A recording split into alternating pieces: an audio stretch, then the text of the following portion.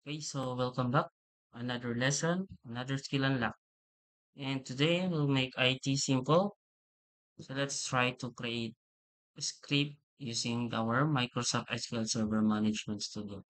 So when generating a script using MS SQL, we're basically trying to migrate our data and schema sa different versions of SQL Server Management Studio.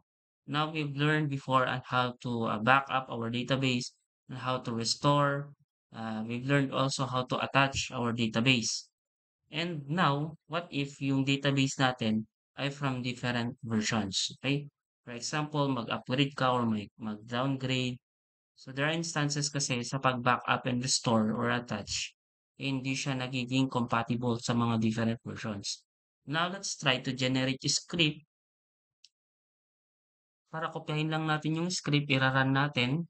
Basically, parang meron na tayong query na i-generate para sa atin. Okay? Now let's try na i gawan ng script yung ating isang database. So you can see marami na tayong database na na-create dito. So let's try to create a database for our DB underscore midterm examinations. So dito sa ating DB underscore midterm examinations, meron na tayong tables for TBL courses, enrollments, faculty, and students. Now, let's try to create a script. Check lang natin kung meron na silang mga laman for TBL courses.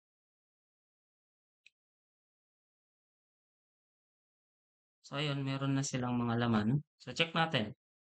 So, how to generate scripts? Madali lang siya. Right-click lang natin yung database na gusto nating i-duplicate, gusto nating gawa ng script, and then punta lang tayo sa task. So, kung before, meron tayong backup, restore, now meron tayong makikitang generate scripts.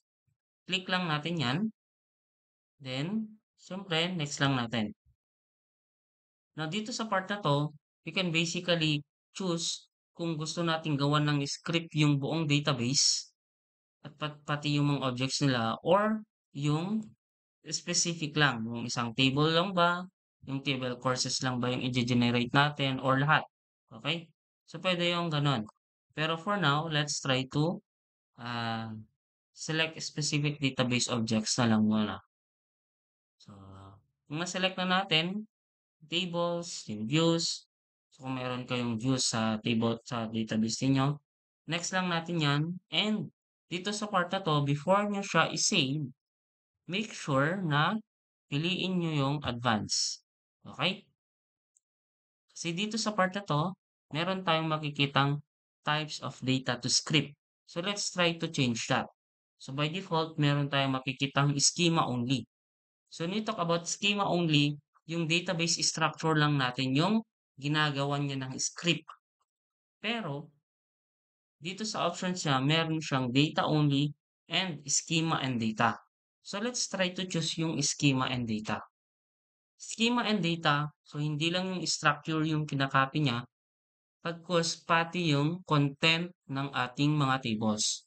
So kung meron kayong nakitang mga courses na kanina, kokopyahin niya yon. Okay?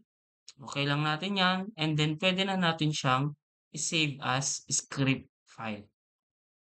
So let's say for example, is-save ko lang siya sa ating downloads and save ko lang siya for example, lagay natin db underscore midterm examination backup. Okay? Save lang natin. Then, next. Next. Then, hintayin lang natin. Nagge-generate na siya ng script. Then, after that, click lang natin yung open or yung ating finish. Okay? So, nag-success na lahat. So, we can simply finish yan kung ayaw pa natin siyang i-open. And tignan natin dun sa ating downloads. Dapat meron tayong makikitang yan, db underscore midterm examination backup dot sql. So, kung i-open natin yan, so we can open it using Notepad, meron tayong makitang mga script or query. SQL na siya. Kung titignan natin, meron siyang use, DB, go. So, meron mga create, constraints. So, parang ginawan niya ng script mismo yung ating database. So, makikita natin meron na siyang mga insert into. O, di ba? So, simply, for example, gusto na natin siyang i-duplicate sa different devices or sa mismong database natin ngayon, copy lang natin yan. So, select all and then, for example, create ulit ako ng database kasi dito ko siya ilalagay. Lagay na lang natin yan ng backup midterm. Then, okay lang natin.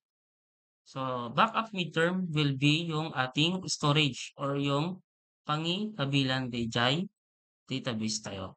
Okay? So, make sure nga naka-check DJ backup midterm tayo. And then, meron kang makikitang new query sa taas. So, let's just paste yung code niya dito. So, paste lang natin yan. And do not forget to change yung ating use DB midterm examinations. Kasi nga, yung ginagamit niya dito sa script na to is yung dati. Pero since yung pangalan ng database na paggagamitan natin ay backup midterm, so syempre papalitan natin yan ng backup midterm. Okay? Backup midterm. And then, execute lang natin yan. Okay? So notice, maraming mga affected na rows. And check natin yung tables natin. Ayun. Meron na siyang tibal courses, tibal enrollments. Check natin yung courses kung meron siyang laman. So, yan. So, in this way, we can also back up our database by using script. So, kung gusto mong isend sa friend ninyo na ayaw nyong mag-upload ng mga files, just simply copy-paste yung ating mismong script. Okay? Now, since alam na natin yung ganito, kung paano tayo mag-backup na mas madali, let's not abuse it. Okay? Wag nating ipagawa sa ating mga ka-classmates and then i-import na lang natin. Okay? Bawal 'yon. Hindi kayo matututo kapag gano'n.